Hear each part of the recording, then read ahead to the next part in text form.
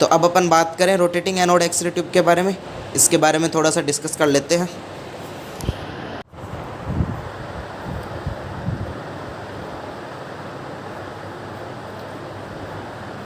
Now we will discuss about the rotating anode X-ray tube. In 1933, rotating anode X-ray tube was invented.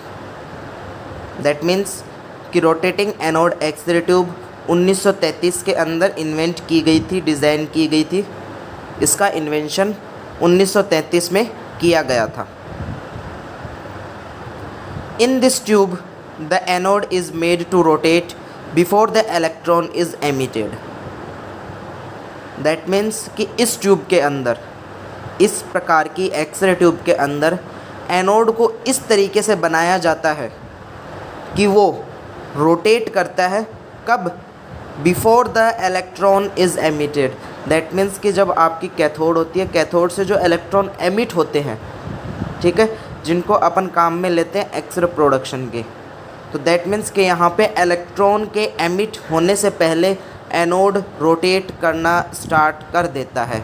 Anode को इस तरीके से design किया गया, anode को इस तरीके से यहाँ पे बनाया गया है। It was developed to increase the possible loading greater than stationary anode X-ray tube by rapidly spinning the target during exposure. तो जैसा कि आपने स्टेशनरी एनोड एक्सरे ट्यूब के अंदर डिस्कस किया था कि वहाँ पे उसका जो डिसएडवांटेज था वो क्या था कि उसकी लाइफ कम थी। दूसरा, एक ही एक जगह टारगेट पे जाके वहाँ पे अगर इलेक्ट्रॉन्स टकराएंगे तो वो टारगेट जल्दी डैमेज हो जाएगा। दैट मीन्स कि उसकी लोडिंग कम हो चुकी है, वो ज़्यादा लोड नहीं ले सकती वहाँ पे, ठीक है। दैट मीन्स कि अगर आप स्टेशनरी एक्सरे ट्यूब को लगातार लंबे टाइम तक और हाइयर एक्सपोजर तक कंटिन्यूस अगर काम में लेते हो तो वो डैमेज हो सकती है, वहाँ पे उसका एनोड डैमेज हो सकता है। तो इस वजह से दैट मीन्स कि rotating anode x ray tube invent की गई। It was developed to increase the possible loading, loading को इंक्रीज़ करने के लिए। दैट मीन्स कि अगर वर्कलोड ज़्यादा आ जाता है तो आपकी एक्सरे ट्यूब ख़राब ना हो, लोडिंग को इंक्रीज़ करने के लिए मॉडर्न एक्सरे ट्यूब के अंदर आपको rotating anode x ray tube invent की गई। Greater than stationary anode x ray tube, that means कि लोडिंग आपकी किससे ज़्यादा होनी चाहिए? स्टेशनरी से। By rapidly spinning the target during exposure, और ये किस तरीके से की गई? टारगेट को लगातार स्पिन करा के, दैट मीन्स रोटेट करा के ड्यूरिंग एक्सपोजर, एक्सपोजर के वक्त। जब आप एक्सपोजर करोगे उस वक्त आपने टारगेट को रोटेट करा दिया है, जिससे अब आपकी ट्यूब की लोडिंग इंक्रीज़ हो जाएगी। और किससे इंक्रीज़ हो जाएगी? स्टेशनरी एनोड एक्सरे ट्यूब से। This will enable the X-ray tube to withstand the heat generated by large exposure. इससे क्या होगा कि जो आपकी एक्सरे ट्यूब है वो अब withstand का मतलब खड़े रहना। अब यहाँ पे खड़े रहने का मतलब ये है कि जो आपके लार्ज एक्सपोजर होंगे, दैट मीन्स कि जब आप हाइयर एक्सपोजर करोगे, हाइयर एनर्जी की एक्सरेज निकालोगे, तो उस वक्त ऑब्वियस सी बात है हीट ज़्यादा निकलेगी और ज़्यादा इलेक्ट्रॉन्स जाके टारगेट पे टकराएंगे। तो दैट मीन्स कि ऐसी कंडीशन में जहाँ पे स्टेशनरी एनोड एक्सरे ट्यूब के अंदर एनोड डैमेज हो जाता था, दैट मीन्स कि वो वहाँ पे नहीं रह पाता था। अब वहाँ पे रोटेटिंग एनोड एक्सरे ट्यूब के अंदर जो एनोड है वो टिका रहेगा अपनी जगह पे और ऐसी कंडीशन में डैमेज नहीं होगा। कौन सी कंडीशन में? Heat generated by large exposure, जब लार्ज एक्सपोजर से हीट जनरेट होगी। Now we will discuss about the equipments. अब अपन बात कर रहे हैं यहाँ पे इक्विपमेंट्स की। तो इक्विपमेंट्स के बारे में जैसा कि मैंने आपको इंट्रोडक्शन में बता दिया कि जितने भी इक्विपमेंट्स हैं वो सारे के सारे सेम होंगे एक्सेप्ट एनोड, ठीक है। एनोड को छोड़ के आपके जितने भी इक्विपमेंट्स हैं वो सारे के सारे सेम होंगे। तो जैसा कि अगर अपन बात करें कैथोड की, ग्लास एनवलप की, फोकसिंग कप की, ट्यूब सप्लाई की, फिलामेंट सप्लाई की, tube housing, tube cooling, beryllium window, ये सारे के सारे जो इक्विपमेंट्स हैं ये आपके सेम रहेंगे, केवल और केवल एनोड को छोड़ के। एनोड अपन यहाँ पे डिस्कस करेंगे। अब अगर आपका क्वेश्चन आ जाता है दोनों ट्यूब्स का, ठीक है, तो जैसा मैंने आपको कराया है नोट्स में सेम एज इट इज़ आपको इसी तरीके से डिस्क्राइब करना। बट अगर केवल और केवल आपके पास में स्टेशनरी का आता है तो आप स्टेशनरी के बारे में लिखोगे। बट अगर केवल आपका रोटेटिंग के बारे में पूछ लेता है और क्वेश्चन का जो नंबरिंग है वो ज़्यादा है, दैट मीन्स 20 नंबर का क्वेश्चन है, तो उस कंडीशन में आप मैटर जो है टॉपिक वो है स्टेशनरी से उठा के रोटेटिंग के अंदर लिखोगे। दैट मीन्स कि जितने भी इक्विपमेंट्स आपको स्टेशनरी में लिखाए गए हैं वो सारे के सारे आपको रोटेटिंग के अंदर भी लिखने हैं, एनोड को छोड़ के। और जैसा कि आपको पता है, इतने आप समझदार हो कि जो स्टेशनरी के डिसएडवांटेज, स्टेशनरी के यूजेस मैंने लिखा है वो आपको यहाँ पे नहीं लिखने पड़ेंगे, only equipments. Except anode all the equipments are same as stationary. Anode को छोड़ के सारे इक्विपमेंट्स आपके स्टेशनरी एनोड एक्सियल ट्यूब की जैसे ही होते हैं। Now we will discuss about the anode. अब अपन एनोड की बात करते हैं यहाँ पे। The anode is made in the form of large disc of tungsten alloy of tungsten. That means कि यहाँ पे जो आपका एनोड बना होता है वो एक डिस्क के फॉर्म में बना होता है। डिस्क जिसको हिंदी में चकती बोलते हैं, ठीक है, चकती की फॉर्म में बना होता है। बिकॉज यहाँ पे उसको रोटेट कराना है, ठीक है। यहाँ पे अपन कोई भी ब्लॉक नहीं बनाते हैं, जैसा कि स्टेशनरी के अंदर एक ब्लॉक था कॉपर का जिसके ऊपर टंगस्टन की लेयर लगी हुई थी, ऐसा यहाँ पे नहीं होगा। यहाँ पे एक डिस्क होगी टंगस्टन की, और वो भी अलॉय। अलॉय दैट मीन्स मिश्रित धातु। जैसा कि अपन ने स्टेशनरी के अंदर भी टंगस्टन में 10% रेहेनियम मिलाया था, यहाँ पे भी अपन अलॉय मिल करेंगे। दैट मीन्स मिश्रित धातु का यहाँ पे टारगेट होगा आपका, जो कि डिस्क की फॉर्म में होगा। अब अगर अपन एनोड की रोटेटिंग की बात करें तो the anode rotates at a speed of about 3000 rounds per minute. This will facilitate the electron to bombard constantly changing area of the target. That means कि जो आपका एनोड है वो किस स्पीड से रोटेट करता है, 3000 राउंड्स पर मिनट। एक मिनट में 3000 साउंड्स होते हैं। तो इस जो अपन रोटेट की बात कर रहे हैं, रोटेशन से यहाँ पे क्या होगा कि जो इलेक्ट्रॉन्स आके टकराएंगे टारगेट पे, जब आपका टारगेट यहाँ पे रोटेट होता रहेगा, दैट मीन्स कि एनोड रोटेट होता रहेगा, तो वो जितने भी इलेक्ट्रॉन्स हैं वो एक जगह पे नहीं टकराएंगे, वो अलग अलग जगह पे टकराएंगे, ठीक है। तो इससे क्या होगा, दिस विल फैसिलिटेट, इससे आपको एक फैसिलिटी मिलती है। वो फैसिलिटी क्या है कि जो इलेक्ट्रॉन है वो कॉन्स्टेंटली टारगेट के अलग अलग जगह पर टकराएंगे। अब आपको पता है कि इसका एडवांटेज क्या होगा, जैसे वो टारगेट के अलग अलग जगह पे टकराएंगे, टारगेट में हीट क्या होगी, अलग अलग जगह निकलेगी, ठीक है। तो उन हीट को कूलिंग करने के लिए टाइम मिल जाएगा। दूसरा, अलग अलग जगह टकराएंगे तो आपका टारगेट भी डैमेज नहीं होगा। The tungsten disc has bevelled edge. जैसा कि स्टेशनरी एनोड एक्सल ट्यूब के अंदर आपका टंगस्टन फिक्स था, तो उसमें आपने एनोड एंगल दे दिया था। यहाँ पे एनोड एंगल आप नहीं दे सकते बिकॉज यहाँ पे फिक्स नहीं है। तो डिस्क जो होती है वो इस तरीके से बनाई जाती है कि वहाँ पे एनोड एंगल आ जाता है, और उसको अपन बोलते हैं बीवेल्ड एज। एज यानी किनारा।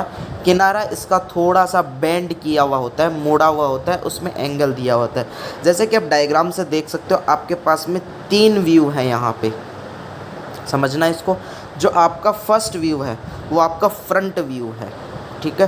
फ्रंट व्यू दैट मीन्स कि फ्रंट से आपको चकती किस तरीके से दिखाई देगी, नॉर्मल है। उसके बाद में जो दूसरा है वो अपन देख रहे हैं साइड से। तो साइड से अब आप देख सकते हो कि जो चकती है उसके जो किनारे हैं वो थोड़े से मुड़े हुए हैं। अब जैसे ये जो चकती है रोटेट करेगी तो ये किनारे तो मुड़े हुए ही रहेंगे, तो दैट मीन्स कि यहाँ पे एनोड एंगल की तरह ये एक्ट करेंगे। ये आपका है सिंगल फोकस का, इसमें केवल एक ही बीवेल्ड एज है, आप डायग्राम में देख सकते हो। दूसरा आता है आपका डबल फोकस, ठीक है। डबल फोकस टंगस्टन या फिर डबल फोकस एनोड में देख सकते हो कि आपके 2 एंगल दिए गए हैं, एक θ1 और एक θ2। दैट मीन्स कि टंगस्टन को पहले बीवेल्ड किया गया, फिर उसका जो किनारा है उसको और बीवेल्ड कर दिया गया, ठीक है। तो यहाँ पे आपके पास में 2 फोकस हो चुके हैं, एक θ1 और एक θ2। जैसे कि आप देख रहे हो यहाँ पे स्टेम से कनेक्टेड है ये डिस्क। ये स्टेम है, ये किसी मोटर से या फिर कोई ऐसे इक्विपमेंट से अटैच होगी जो कि इसको रोटेट कराएगा। तो ये आपका रोटेटिंग एनोड का डायग्राम है, फ्रंट एंड साइड व्यू। एक बार दोबारा से देख लो। फ्रंट से आपको केवल एक सर्किल की तरह दिखाई देगी बिकॉज एक चकती की तरह है ये। और अगर साइड व्यू की अपन बात करें तो साइड व्यू के अंदर आपको जो बीवेल्ड एज है वो साफ दिखाई देंगे। बीवेल्ड एज मतलब मुड़े हुए एज के, एज यानी किनारे बेंड किए गए एज, एनोड एंगल को देने के लिए, एनोड एंगल यहाँ पे डालने के लिए ये चीज़ें की जाती हैं। फर्स्ट जो सेकंड जो डायग्राम है वो सिंगल फोकस का है, जिसमें केवल एक ही बीवेल्ड एज दे रखा है इन्होंने, और जो डबल फोकस है उसके अंदर 2 बीवेल्ड एज दे रखे हैं।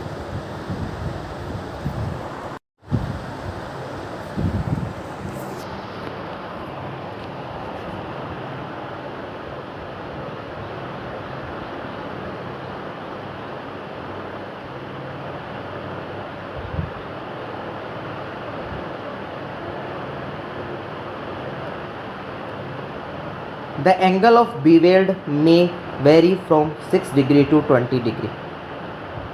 That means कि जो आपका beveled एज का जो एंगल है, ठीक है, वो 6 डिग्री से लेके 20 डिग्री तक हो सकता है। ये डिपेंड करता है कि आप एक्सरे ट्यूब कौन सी कंपनी की इन्वेंट की गई है, दूसरा एक्सरे ट्यूब कौन से प्रोसेसर के अंदर काम में ले रहे हो। बहुत सारे प्रोसेसर, पोर्टेबल एक्सरे यूनिट आपकी होती है, मोबाइल एक्सरे यूनिट होती है, डेंटल एक्सरे यूनिट होती है, stationary x ray unit, that means कि अलग अलग एक्सरे यूनिट है। तो कौन से एक्सरे यूनिट, उसके अकॉर्डिंग ये जो आपके बीवेल्ड एज है इसका एंगल फिक्स किया जाता है। या फिर अपन दूसरी बात करें कि किस एनर्जी की आपको एक्सरेज चाहिए, उसके अकॉर्डिंग इसका एंगल फिक्स किया जाता है। और ये बदल सकता है कहाँ से कहाँ तक, 6 डिग्री से लेके 20 डिग्री तक। The bevel is used to achieve the line focus principle. Bevel क्यों काम में लिया जाता है? लाइन फोकस प्रिंसिपल को अचीव करने के लिए। अब आपके दिमाग में क्वेश्चन आता है कि लाइन फोकस प्रिंसिपल है क्या? तो जैसे ही अपना rotating anode x ray tube complete होगा, इसके बाद में अपन ये टॉपिक डिस्कस करेंगे focal spot area line focus principle. और जैसा कि मैंने ऑफलाइन के अंदर जो अपनी ऑफलाइन क्लासेस हुई थी वहाँ पे ये लाइन फोकस प्रिंसिपल मैंने पढ़ा दिया था, तो उन स्टूडेंट्स को इसमें प्रॉब्लम नहीं होगी। बट जैसे ही अपना रोटेटिंग एनोड एक्सरे ट्यूब होगा उसके बाद में ये डिस्कस कर लूँगा, तो इसमें ज़्यादा दिमाग ना लगाएं। केवल इतना ध्यान रखें कि लाइन फोकस प्रिंसिपल को अचीव करने के लिए, उस सिद्धांत को अचीव करने के लिए बीवेल दिया जाता है। The disc is mounted on A stem and the stem is attached with the copper cylinder called rotor.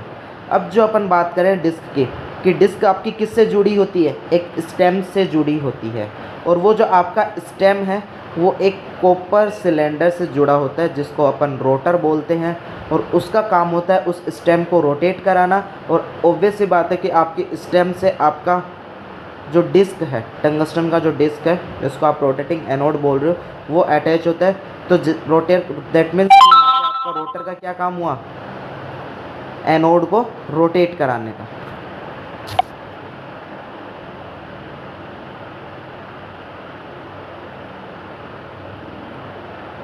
तीन चीज़ें हैं। बीवेल्ड एंगल 6 डिग्री से 20 डिग्री तक का होता है। बीवेल्ड अपन देते हैं लाइन फोकस प्रिंसिपल को अचीव करने के लिए। जो डिस्क होती है वो एक स्टेम के थ्रू एक रोटर से कनेक्टेड होती है। रोटर का काम होता है उस डिस्क को रोटेट कराने का।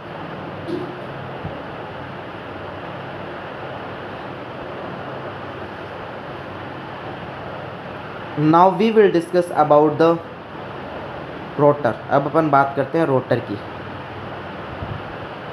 रोटर की अगर बात की जाए, the rotor have bearings which help the anode assembly to rotate. Rotor के अंदर क्या होते हैं? बियरिंग्स लगे होते हैं, और बियरिंग्स की सहायता से रोटेट एनोड को रोटेट कराता है। दैट मीन्स रोटर एनोड को रोटेट कराता है। दोबारा से देखना कि रोटर के अंदर बियरिंग्स लगे होते हैं, बियरिंग्स की सहायता से रोटर एनोड को रोटेट कराता है।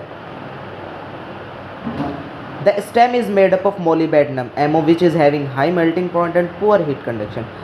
अब अपन यहाँ पे बात करते हैं कि स्टेम किसका बना होता है। रोटर की आपने बात कर ली, रोटर में बियरिंग्स होंगे, एक इंडक्शन मोटर लगी होगी, स्टेम की थ्रू वो अटैच होगा डिस्क के। डिस्क की अपन ने बात कर ली, टंगस्टन का बना। अब हम बात करते हैं स्टेम किसका बना होगा। तो यहाँ पे अगर स्टेम की बात की जाए तो स्टेम मोलिबेडनम का बना होता है। अब मोलिबेडनम का क्यों बनाया वो देखते हैं। Which is have high melting point, उसका मेल्टिंग पॉइंट हाई होता है। ऑब्वियस बात है टंगस्टन से अटैच है, टंगस्टन से हीट निकलेगी, तो ऑब्वियस बात है वहाँ पे अपने को हाई मेल्टिंग पॉइंट का मटेरियल लगाना पड़ेगा, अदरवाइज़ वो डैमेज हो जाएगा। But it have poor heat conduction. But इसका हीट कंडक्शन पुअर है। अब अपने दिमाग में क्वेश्चन आता है कि हीट कंडक्शन तो अच्छा होना चाहिए ताकि हीट को अपन बाहर निकाल सके, बट यहाँ पे अपन ने पुअर हीट कंडक्शन का मटेरियल क्यों काम में लिया? हमने यहाँ पे पुअर हीट कंडक्शन का मटेरियल इसलिए काम में लिया है ताकि एनोड से हीट रोटर तक ना जा सके। अगर यहाँ पे आप गुड हीट कंडक्शन का मटेरियल काम में लेते हो तो हीट क्या होगी, तुरंत स्टेम से होती हुई रोटर तक जाएगी और आपका रोटर वहाँ पे ख़राब हो जाएगा। तो इस वजह से एनोड के थ्रू हीट या फिर एनोड से हीट रोटर तक ना पहुँचे, इसके लिए पुअर हीट कंडक्शन का यहाँ पे स्टेम काम में लिया जाता है मोलिबेडनम का बनाव। The molybdenum stem prevent the flow of heat from the tungsten to the bearings, so the bearings are protected from heat. That means कि जो मोलिबेडनम स्टेम है उसके कारण जो आपका हीट है वो टंगस्टन से उसके बियरिंग्स तक नहीं जा पाता है, जिससे कि जो बियरिंग्स है वो हीट से प्रोटेक्ट हो जाते हैं। The anode is connected to the armature of the induction motor. और आपका एनोड किससे कनेक्टेड होता है? Armature of the induction motor. Obviously बात है, रोटर के अंदर अपन बात करें बियरिंग्स लगे होंगे, आर्मेचर लगा होगा, इंडक्शन मोटर लगी होगी जो कि उसको रोटेट कराएगी। ठीक है, तो दैट मीन्स कि एनोड आपका आर्मेचर से कनेक्टेड होता है। ये आपके रोटर की होगी बात। अब रोटर का अपन डायग्राम देख लेते हैं, इसके बियरिंग्स के बारे में, इसके स्टेम के बारे में और डिस्क के यहाँ पे एनोड डिस्क के बारे में डिस्कस कर लेते हैं अकॉर्डिंग टू द डायग्राम। तो जैसा कि आप डायग्राम में देख रहे हो, एनोड डिस्क स्टेम से कनेक्टेड होती है। ठीक है, दोनों को अलग अलग दर्शाया है, दोनों कनेक्टेड होते हैं ये। ठीक है, फिर आपका जो स्टेम है यहाँ पे मोलिबेडनम का बना होता है, एनोड डिस्क टंगस्टन के एलॉय की बनी है। ये आपका पूरे की पूरी जो असेंबली है रोटर है। रोटर के अंदर आपको बियरिंग्स दिख रहे हैं, 4 बियरिंग्स भी लगे हुए हैं, सपोर्ट लगी हुई है, स्पिंडल लगा हुआ है, स्पिंडल स्टेम को रोटेट कराता है। तो ये आपका रोटर का डायग्राम है। अब अपना यहाँ पे बचता है रोटेटिंग एनोड एक्सियल ट्यूब की वर्किंग, जो कि बहुत सिंपल है। यहाँ पे केवल एडिशन जो होगा वो होगा रोटेशन का, एनोड के रोटेशन का। वो अपन डिस्कस करेंगे नेक्स्ट लेक्चर में। Thank you so much.